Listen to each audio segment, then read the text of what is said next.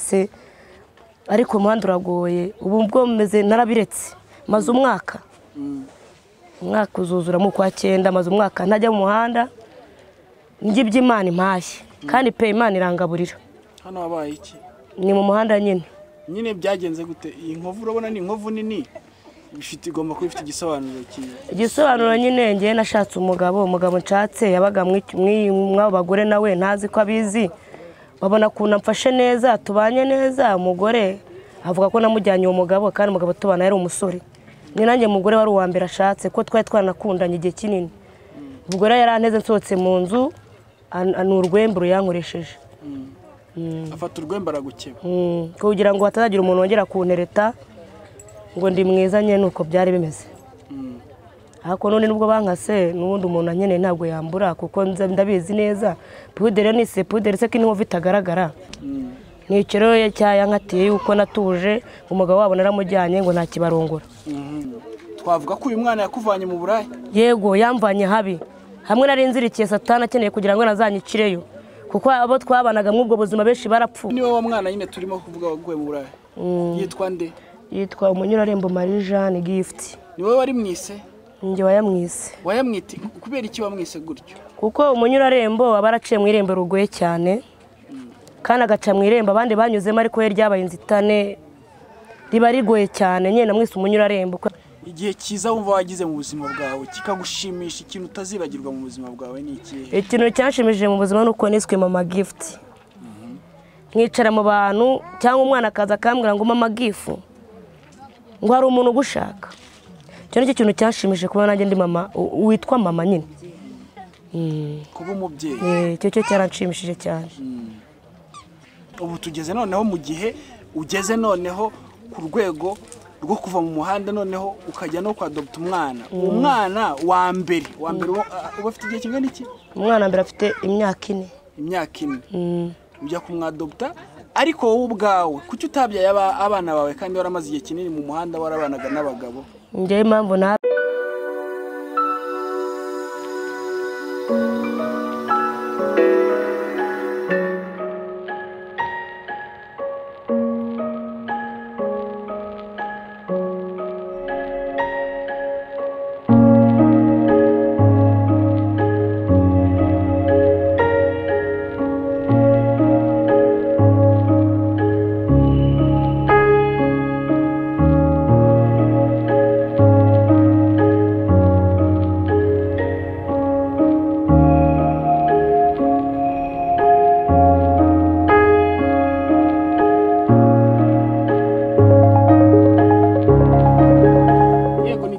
nanone kuri Legacy TV ya televiziyo imwe rukumbi mushobora gukurikirana kugira ngo mubone amakuru afitiye abaturage akamaro. Uko mubizi turatembera twagiye hepfo kure cyane dushaka amakuru abafitiye akamaro, amakuru mukeneye kumenya. Hanze aha habaho abantu b'umutima mwiza utabona handi kandi bihishe mwivu. Bavuga mu cyongereza ngo beauty from ashes, ubwiza bwihishe mwivu. Yahoze ari indaya yicuruza ku muhanda, ntiyabashije kubyara kubera ko bidashoboka biturutse ku buzima yabayemo. None uyu munsi ni umubyeyi wa 2 kandi abo bombi nubwo ari umubyeyi wabo ntiyababyaye, yabadopse abakuye kwa muganga. Ababyeyi babo bapfuye bababyara. Ababyeyi ntibari baziranye, ni inkuru itangaje. Reka tuganire na Sandrine. Amazina nitwa Uwamahoro Sandrine, vuka mu karere ka Gasabo, umurenge wa Kinyinya, umudugudu wa Binunga. Ngende umuntu wabaye mu buzima bubi bwinshi kandi nkishimiye ko nabuze ababyeyi ndi umwana muto. Mbaho gutyo mbonye ubuzima bwanjye ninjira imihanda bitewe nabo twagendanaga bambwira ko ubuzima ndimo mbayeho nabi nyine ko nanjye sinakuraga nakuze ari uko baje kwitunga muri make.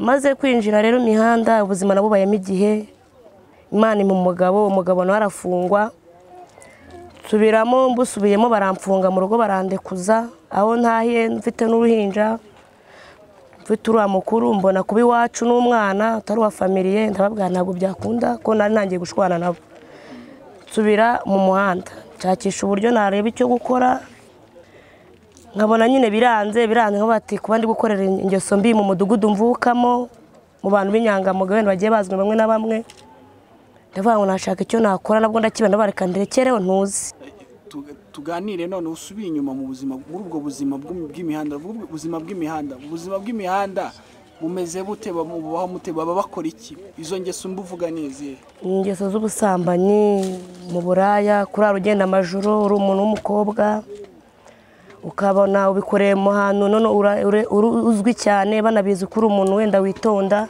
nabonyeyo ntashobora kurara amajoro ngume mu muhanda kandi mbona amaze gukura ndavareka mbireke mbiparike mu gihe rero mparitse ntuje nibwo umuntu yambwiye ngo umubyeyi ngo yapfushije ngo yapfuye asiga uruhinja ngo ariko ntabwo afite umuntu wamwakira ndamubwira ati rero ubwo wa mbere namureze akaba akuze reka n'uwo nta kibazo namwakira akajya mu bandi nubwo nagiye Kibagabaga masanga uruhinja rumaze umunsi umwe ngiye kumufata ngiye sanga ari muri Guvezi namurwajije icyumweru n'amafaranga nakoresheje Kibagabaga yari ayanjye ngezeho ndangirijwe mbuze amafaranga nubwo sosiyali yambwiye ati aho kugira ngo umwana akurana ko yakize wowe kugira ngo urare hanze n'uruhinja ariko nshakisha uburyo bakuwishyura asigaye utaye umwana wanjye pe baramumpaye ndamuzana ndamucyura mugejeje mu rugo nta kibazo turabana kumba umwana avukanye indwara nyinshi mu mubiri umwana ararwara aherayo mbese nahoraga ngenda n'uruhinja ntakibona n'umwanya wo kurya ntakibona n'umwanya wo gukaraba no kwisiga reka dusubire inyuma gatoya wenda tutaragera naho waje kubona umwana n'ahantu waje no kujya kumwadopta tubanze duhere kuri wowe ubwawe sibyo watangiye utubwira ko uri umwana w'imfubyi ababyeyi uvuka ino nyine ariko ababyeyi byagenze gute kugira ngo ube imfubyi na nyuma yaho utangira ubuzima bw'umuhanda gute ukuvuga ngo kugira ngo nimjye mu buzima nk'ubwo mama wanjye yapfuye mfite imyaka 8 2003 amaze gupfa mbandi iwabo wa mama nabo bamfataga nabi ko mu icyo gihe cyose n'ubundi nahoraga ameze gutya njagaraye ko nabo bari abakobwa bari iwabo babyare mu rugo urumva ngiye mama yarasize abuzukuru nanjye ari njye uri kurera abuzukuru bonye bincanze mbwira mukuru wanjye ngucaka ko ndi kwiga ntago ntuje mukuru wanjye aradutwara tugiye rero ngiye kwa mukuru wanjye nawe nsangana umuntu ibera mu buzima bugoye njya mu kazi ko mu rugo nabyo birananira mbana n'umumeri turibanira nta kibazo mubera umwana mwiza ngeze igihe cyo hagati uwo mumeri aza kubona umugabo abonye umugabo nibwo nanjye nese ngira ute ncumbika ku muntu ngiye nsanga uwo muntu ni umuntu wicuruza abankize mu muhanda gutyo nangira bwa buzima bugoye ntari niteze ko nzabubamo mbangiye gutyo nyine bubamo iminsi ngo kugera mu muhanda ubundi mu muhanda bigenda gute mwararaga hehe mwaraga mukora iki ubuzima bwo mu muhanda bumera bute ubuzima bwo mu muhanda buragoye kuko abenshi babazi ko bworoshye ariko burakomeye kuko ibaze kuba wagenda uzi kuri buryame ariko uwo munsi ukirirwa ugenda uguhaye inzoga uguhaye itabi ariko ntari bukuryamisha hari igihe urara mu kiraro njye rero kwa ko nari nzi uburyo nabana n'abantu igihe cyaragiraga cyane mugora nkabwira nk'umuntu nkamubwira ati mbyamisha akandyamisha bugacya nkora imirimo yose mu rugo iwe kugira ngo atandambirwa ngeze igihe nanjye nishakira inzu ndikodeshereza umuhanda mvuga ko ari uko nawinjiyemo mbese ariko umuhanda uragoye ubu bwo meze narabiretse maze umwaka uzuzura mu kwa 9 maze umwaka ntajya mu muhanda ngibye Imana impashye kandi pe Imana irangaburira hano wabaye iki ni mu muhanda nyine byagenze gute iyi nkovu urabona ni inkovu nini bifite igomba kuba ifite igisobanuro igisobanuro nyine ngiye nashatse umugabo nshatse yabaga mw'abo bagore nawe ntazi ko abizi babona kuntu amfashe neza tubanye neza umugore avuga ko namujyanye uwo mugabo kandi umugabo tubana yari umusore ni nanjye umugore wari uwa mbere ashatse ko twari twanakundanye igihe kinini ubwo rero yaranteze nsohotse mu nzu n'urwembe ruyankoresheje afata urwembe aragukeba kugira ngo hatazagira umuntu wongera kuntereta ngo ndi mwiza nyine nuko byari bimeze ariko none nubwo bankase n'ubundi umuntu nyine ntabwo yambura kuko ndabizi neza pudere ni se pudere se ko inkovu itagaragara ntabwo hagaragara none uracyabikora ntabwo mbikora narabiretse ntacyo reka dusimbuke tugere noneho kuri uwo icyemezo. Umwana wa mbere we n'uwawe wabyaye wapi nawe ni umubyeyi yapfuye abyara Ikibagabaga, ariko uwo mubyeyi nari muzi, twararimbanaga muri korari. Abuze umuntu umufata n'umwe mu itorero, ndavuga ati ni mumume n'ubundi wasanga hari impamvu. Oya gatoya buretse mwararirimbanaga mu itorero muri korari nyiri umurokore, kuko yagiye kubyara uyu mwana naraguye narasubiye mu ngeso mbi. Ariko babanye mu rusengero nta muntu n'umwe yize ugira icyo amumarira. Ni ukuvuga ngo hari igihe cyageze uva mu muhanda urakizwa. Nari mfite umugabo. Igihe wari ufite umugabo, n'uwo mugabo umugore we wundi babanye akaza no kugukeba. Ntabwo babanye mu nzu, yaramuguraga ku muhanda. Ahubwo yanyebye kuko abona ko natuje, umugabo nta kibazo dufitanye, amfashe neza. Abona nari yakire ko ndi no mu barokore meze neza nta kibazo. Nicero yankatiye yuko natuje, umugabo wabo naramujyanye ngo nta kibarongora. Ubu tugeze noneho mu gihe ugeze noneho ku rwego rwo kuva mu muhanda noneho ukajya no kwa adopta umwana. Umwana wa mbere uba afite igihe kingana iki? Umwana mbere afite imyaka 4. Imyaka 4. Ujya kumwadopta, ariko wowe ubwawe kuki utabyaye abana bawe kandi waramaze igihe kinini mu muhanda warabanaga n'abagabo? Njye impamvu nabyaye nari nzi ko nyine mbyara nta kibazo, kuko urarindira ubuzi ko ari Imana izabikora. Ariko nagiye kwa muganga nyuma yo mbitekerejeho nsanga bambwira ko ari imisemburo yariwe n'inzoka ngo zatere ku munasi, ko nuko bambyiye. Njye nazo nyine numura wifunze, kubyara bwo nabyaye nta kibazo, kuko kwivuza nicyo kibazo, amafaranga arabura. None rero kubona abo bana b'imfubyi bafite ikibazo nanjye narakibayemo, kandi mbona nabasha kubahigira ntanahinga cyangwa nekuragatara abana bakabaho bakabona ubuzima, nabonye icyo gikorwa nagikora kandi nishimiye no kuba ngikora, ko byatumye nitekereza wenda nimenya ko mu gihe ntaragira umwana nari meze nk'ujagaraye, nta mwanya wo kuba nanaba mu rugo nagiraga. Ariko nyakira uyu mwana w'umukobwa hari byinshi yahinduye mu buzima bwanjye. Nibutse kwitekereza, umenya ko nakwicara ngashakira umwana icyo kurya, nkamenya ko umwana yabona isabune, yabona umwenda, nta wundi ndebye nashakisha. Kuko kuva nafata uno mwana nakoze akazi kenshi, nahingiye n'abantu kugira umwana abone icyo kurya. Bansohoye mu nzu ndari ingange mufite, ariko nkajya mbyereka Imana, turabona ko ubuzima bwanjye bugoye cyane wa Mana we. Nimba warampaye umwana kugira ngo abeho, nyine kumpindurira ubuzima. Imana arabikoraga, umuntu arazama inzu umwishyura amafaranga makeya kugira ngo urinja ruryame. Ariko umwana agendaga akura, ko mu mikurire yararwaraga cyane.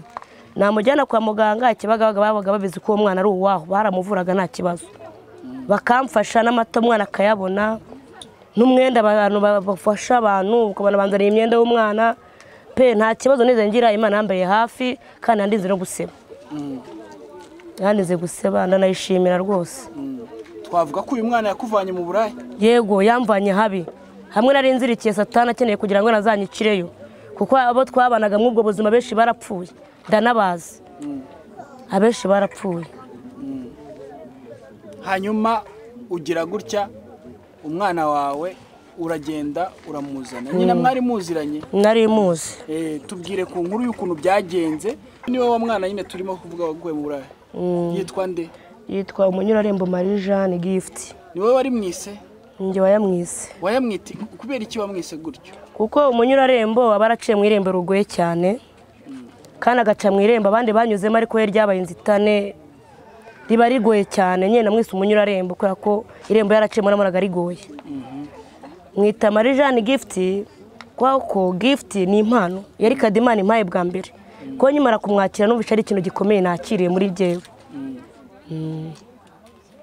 Nuko Gift bite amakuru yawe? Uyu ninde? Mama wawe yitwa nde? Mama wawe yitwa nde? Izina rye. Wowe se witwa nde? Wowe witwa nde? Futi, Gift ufite imyaka ingahe? Ninde se wakugiriye tuno dusatsi gutya? Ninde wakugiriye tuno dusatsi gutya? Ni mama? Uzajya umukunda? Sibyo? Nawe aragukunda? Okay. nuko mama Gift rero ugira gutya ubona ujya kwa muganga wadopta umwana nyine mwari musanzwe muziranye gute? Twari tuziranye muri korali nkiri umurokore, ariko njye kumufata ni ibintu byabaye nk'ibihurirana. Umubyeyi n'undi yajyaga aza kunsura mu gihe naguye, akaza ashishikariza kugaruka mu gakiza, nkamubwira ati nzaza, nkamubwira ko nzaza gusa, kuko anamara kujya kunda yabwiye umugabo wiwe ngo uriya mumama ko mushaka yaje kundeba. Ndamubwira nta mwanya mfite, ko nabonaga ntabona umwanya wo kujya kwa muganga.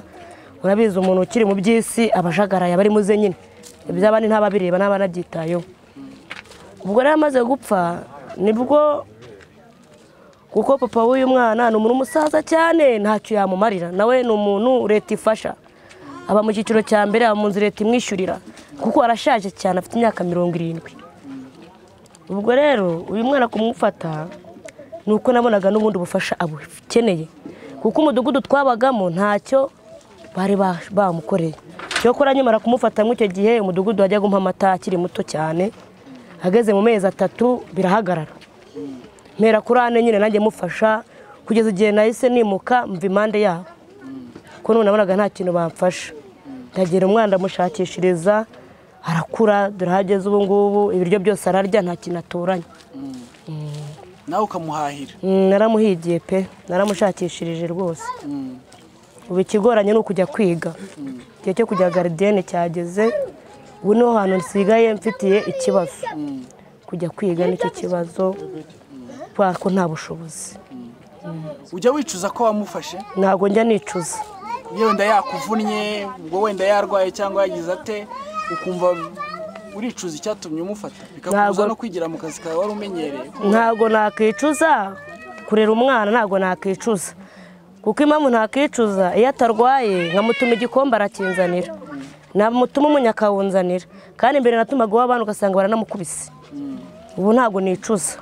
Ise wamubyaye abivugaho iki? Ise wamubyaye wahora nsabira umugisha ku Mana udashira, kuko nanjye iyo ndwaye nubwo ari umusaza nanshakishiriza akanshakira iyo miti, nimba ibyo hanze, ko nyimara kumufata umuntu waroze mama we nanjye yarandoze. Nanjye yarandoze, ndahempera mu nzu n'uruhinja, ariko papa we yambaye hafi, yajyaga gushaka imiti akaza akandutsa, kuko nanjye icyo gihe ntamugira mba narapfuye. Nuvuga ngo Imana abaye impaye nk'undi muryango mushya, mu gihe nta muryango nari mfite hafi, ariko yampaye undi muryango, irawure muravuga ati reka ngo umuryango hafi. Imyaka 2 rero irashize cyangwa 3, ugira gutya ubona undi we byaje bite? Undi we naye twari turi kumwe n'abantu turi kuganira, kumwe nkuko turi kuganira gutya, umuntu aravuga ati ari umubyeyi wapfuye Kibagabaga, kandi yabaga hirya, ati yasize umwana, nta muntu nta n'umurwaje umwana mbese. Ndababwira ati se uwo mwana mama wabo nta famiye ntaki, ati nitubize ariko umwana arirwaye.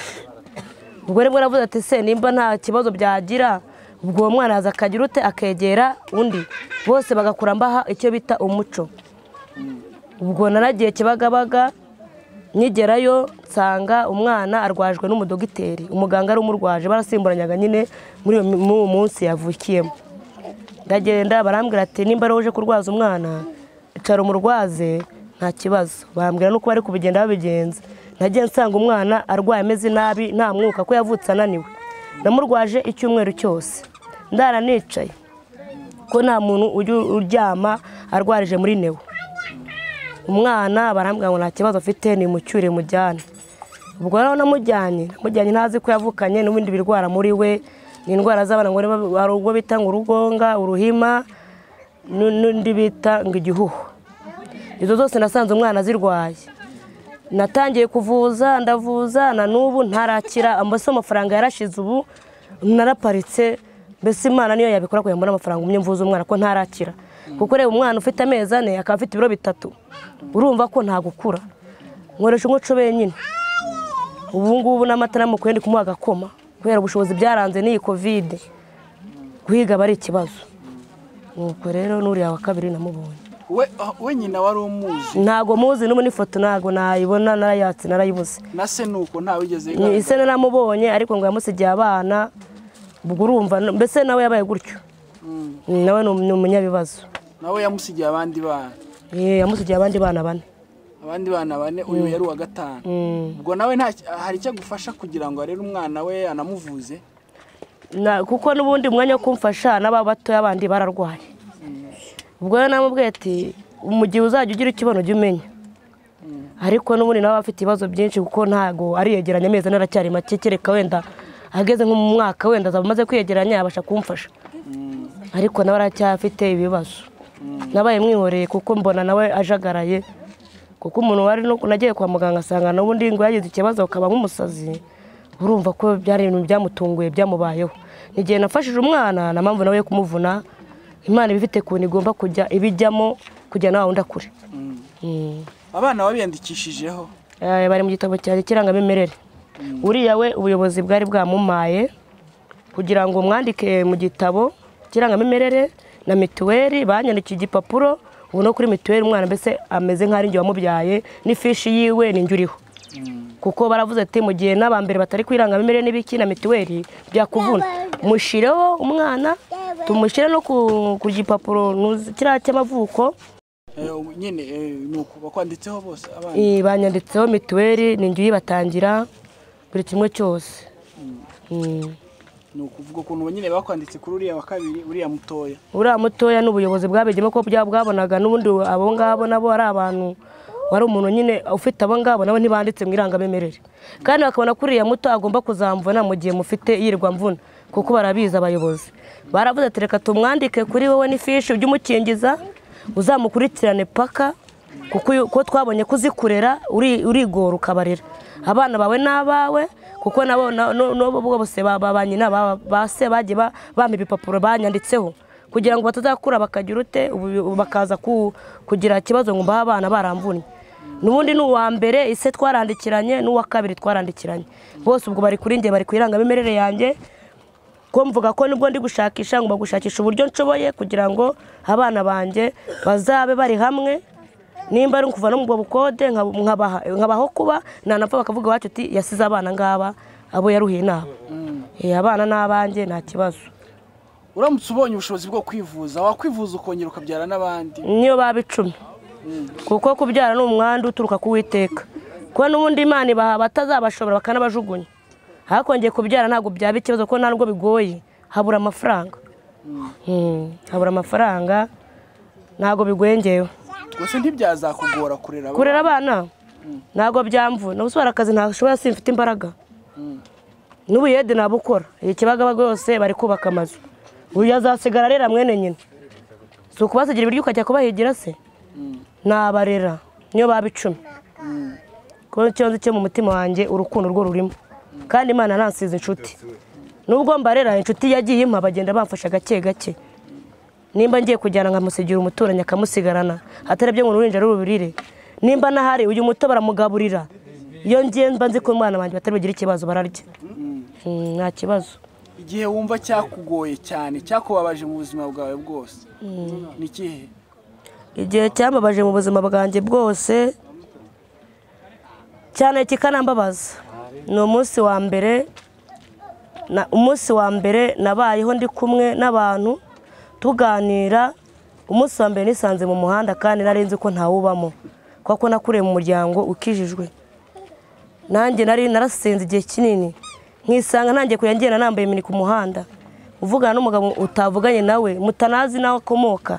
Icyo kintu ikintu cyambabaje cyane kuko nanagisengeye cyane naba nanasinze nkabibwira Imana hako icyo Imana yakoze yarabikoze irahindura kuko nubwo nabibayemo abantu bameze nk'ababyibagiwe babambwira ati rwose tugomba kurebera kuri wowe kuko nabivuyemo nge mbishaka kuko muri myaka 30 ntago bakiba mu mico nk'iyi imyaka ndimo no kwicara nkakora nunkomotsa akavuga ati mama bimeze gutya. Wumva wifuza umugabo umeze ute? Umugabo nifuza wenda mwabana mukanabyarana n'abandi bana wenda niyo baba 10 nkuko babivugaga. Nifuza umugabo uvuye ku Mana uzabasha kwemera aba bana ko nta mugabo wapfa kujya mu bana babiri atabye ntibinashoboka. Dahera azi ko atazanakubyaza. Umugabo wihangana wabasha kumfasha kurera aba bana wa mugabo uzi gushakisha amafaranga uzi gukora uticara ko nanjye sinjya nicara kuko kuva nabireka nawe ndakora wa wundi utazavuga ngo umugore yagiye yahize ngo arya ibyo nazanye gusa cyangwa nawe ubitagure wa wundi nyine uzi agaciro k'umuntu kiremwa muntu ni iki uwo ni umugabo nshaka. Hari abantu bavuga bati umuntu wabaye indaya ntashobora guhinduka, uriya ni ukwigiza nkana aramutse abonye undi mukiriya yamuha. Abo bibaho n'ubundi bari ingeso kuko burya abenshi bari mu buraya abenshi baranabaroga akahora nyine ari muri ryara ry'abagabo gusa ariko bivuye mu bicaka nk'ukuntu bivuyemo ngiye mbishaka bivuye ku mutima. Kubaka ni ibintu simple, ni ibintu byoroshye cyane kuko kubaka se karo guhuza no muri kumwe ukagendera ku mategeko ye ko nta mugore utegeka umugabo. Ubona umugore akora ikintu umugabo yamubwiye kandi umugabo agiye gukora ikintu nawe udashaka ubona ko muri babiri nawe uramugaruka mubwira uko ibintu bimeze. Igihe cyiza wumva wagize mu buzima bwawe kikagushimisha ikintu utazibagirwa mu buzima bwawe ni iki? Ikintu cyanshimishije mu buzima nuko niswe Mama Gift. Nkicara mu bantu cyangwa umwana akaza akambwira ngo Mama Gift ngo hari umuntu ugushaka. Cyo nicyo kintu cyanshimishije kuba nanjye ndi mama witwa mama nyine. Kuba umubyeyi. Cyo cyaranshimishije cyane.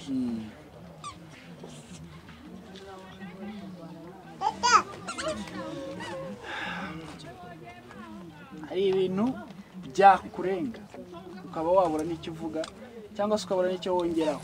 Mama Gift muramubona, mwabonye Gift we, umwana wundi harya yitwa nde? Umutoya namwise Izabikora Jessie. Gift ndetse na Jessie. Gift na Jessie Izabikora. Imana izabikora. Twabonye Jessie asa n'umuntu ufite uburwayi bwo kugwingira. Nabyo wenda turaza kubireba, bitwereke neza kuri kamera. Ariko Mama Gift afite icyizere cyuko nawe yanavurwa agakira akabasha no kuba yabyara n'abandi bana, agashaka akagira urugo, agashaka akagira umufasha kuko mwabyumvise namusobanuye umufasha yifuza. Hari nabo mpaye ipase nabyo birashoboka kubera ko umugore mwiza muhabwa n'Imana kandi amateka ntabwo tugira abo turi bo gusa, agena n'ibyo tuzaba byo cyangwa nabo tuzababo. Ushobora kuba ufite igitekerezo, hano ndaza kwandikaho nimero ya Mama Gift, ushobora kumuvugisha niba hari inyunganizi wamuha kugira ngo aba bana bakure wayimuha, niba hari icyo wamuganiriza nabyo wabikora. Mama Gift, tugana ku musozo w'ikiganiro twagiranye, tunagushimira cyane ko wifuza ko washatse ko wemeye ko tuganira. Gira ubutumwa waha abatuye isi bakubona ndetse babona n'ibikorwa wakoze by'indashyikirwa. Mu by'ukuri je sinatinya kuvuga ko ari indashyikirwa kubera ko n'abana ababyeyi batabana babo, ariko wowe uti ntacyo nzabarera. Ubutumwa naha abantu batuye isi kuko ikintu cya mbere Imana ikunda cya mbere ni urukundo, kuko namenye neza ko urukundo rukuyemo ibintu bitatu. Kwa rukuyemo ibintu bitatu nicyo kintu Imana ikunda cyane, urukundo. Mbese ni ukuvuga ngo uzabona ababaye akeneye ubufasha buvuye kuri wowe, ntuzarebe na ngo mugenzi mwarashwanye, abababaye akeneye ko umufasha, ejo ubufasha nawe busanga imbere. Ubutumwa rero natanga nuko buri mwe wese yakiyumvamo mugenzi we akumva ko ari umwe, kuko nubwo turi mu isi ingari ariko ikintu Imana abanje gutanga n'urukundo ko yagiye kurema, ibona yuko umugabo ataba wenyine, aribwo yashyizeho umugore, yagira ngo rwa rukundo nyine rube rwagutse. Icyo navuga rero, ikintu cyose wabona wabasha gufasha umuntu, yaba umukecuru, yaba umusaza, yaba umusore, yaba inkumi, buri mwe ntawe udakenewe kugira ngo afashwe. N'ibitekerezo byawe byonyine byamufasha, byamwubaka. Twagombye rero kugira ngo dukundane kandi twubahane, kandi buri muntu wese aba ari nkundi. Niyo mpamvu navuga ngo urukundo rugomba kwaguka muri twese, kuko ugize urukundo umuntu wese murabana mukaba muri umwe.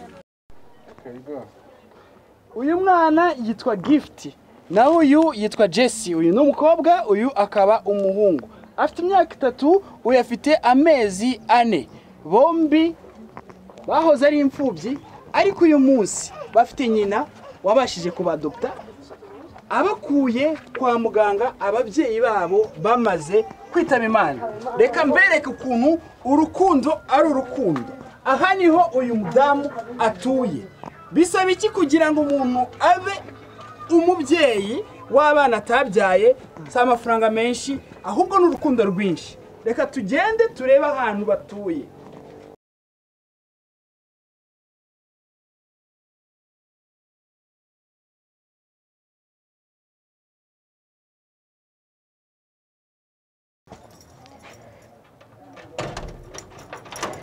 Wow, aha niho mutuye. Good. Ngaho mpakarimu mu rugo rwawe. Karibu. Iyi niyo nzu mutuyemo.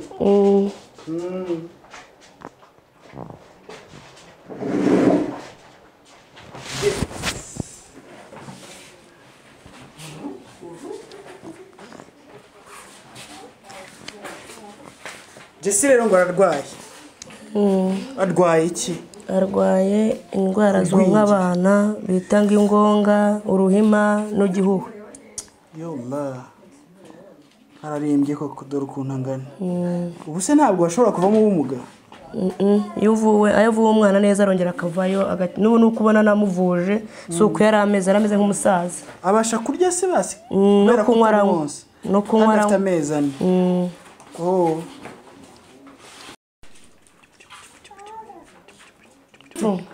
Ngwino.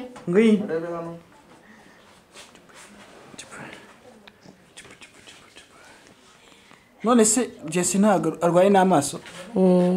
Yo, sorry Jesse. Sorry Jesse. Aha. Muramubona rero Jesse.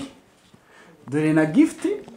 Bose n'abana ba Sandrine. Bose n'abana ba Sandrine. Sandrine warakoze kwa Dr. bano bana, Imana izakomeze kuguha umugisha. Hanyuma kandi namwe mudukurikiye kuri Legacy TV, iyi televiziyo imwe mukomeje gukurikira mwese, turagira ngo tubereke ko aba bana bakeneye amata. Aba bana bakeneye gukura. Uyu mubyeyi namwe murabona ahantu atuye, dore amasafuriya atekamo, dore uko abayeho, cyumba kimwe nacyo gikoresheje bino bibaho. Nyine murabibona. Nta kintu na kimwe nabahishe, ibyo nabashije kubona byose nabiberetse. Namwe hasigaye nahanyi. Nimero za Sandrine nazishyira hano hasi ku kiganiro, ubwo nyine namwe murumva abana be mwababonye, nta kintu twabahishe. Nimero za telefone ngiye kuzishyira hano hasi ku kiganiro, ushobora kumuhamagara ukamuvugisha, ushobora no kumwohereza ari Momo, ari Western Union, ari World Limit, byose birashoboka kuri nimero ye. Nababwira iki namwe ni mugira icyo mukora, kuko aba bana nabibonye bakeneye gukura, cyane cyane aka gatoya. Reba ukuboko kwiwe karananutse, kashizemo, gafite amezi 4 nikonka. Murabyumva ko gakeneye amata. Ngaho vuga nimero zawe. 078 066 4965. Nabyumvise? Nimero ye niyongera isubiremo. 078 066 4965. Twishimiye ko muri abo umugisha, ndetse na Sandrine nawe ni umugisha hamwe n'abana be babiri. Twizere ko igihe kitari iki tuzagaruka tuje mu nkuru y'umugisha, twishimira ibyiza bizaba byarabaye mu rugo rwa Sandrine. Murakoze. Ni Legacy TV. Ciao ciao.